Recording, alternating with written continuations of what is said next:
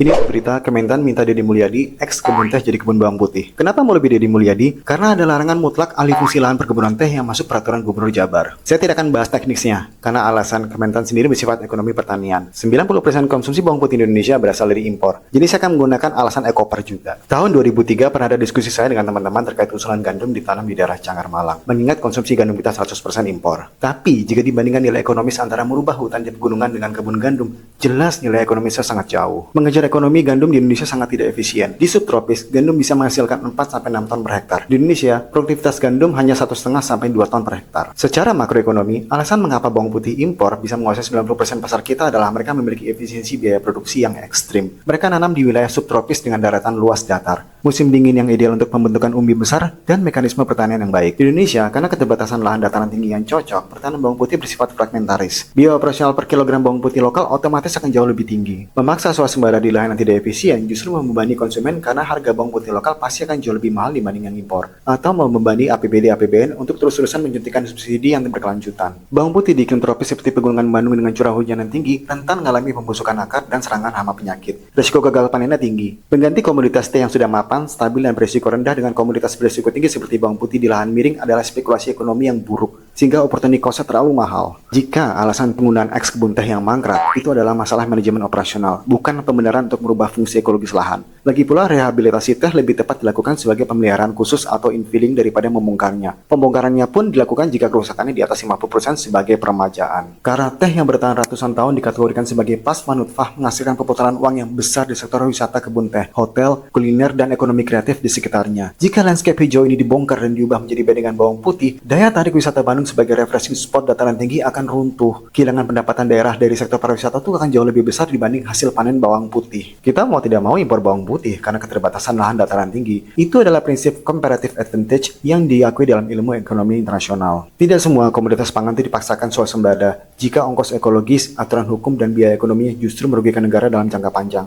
Lebih baik Indonesia fokus mengoptimalkan dan mengekspor komoditas yang sudah menjadi keunggulan alami seperti teh, kopi, atau sawit, dan menggunakan devisanya untuk mengimpor komoditas yang memang tidak efisien jika ditanam dalam negeri, seperti bawang putih atau gandum.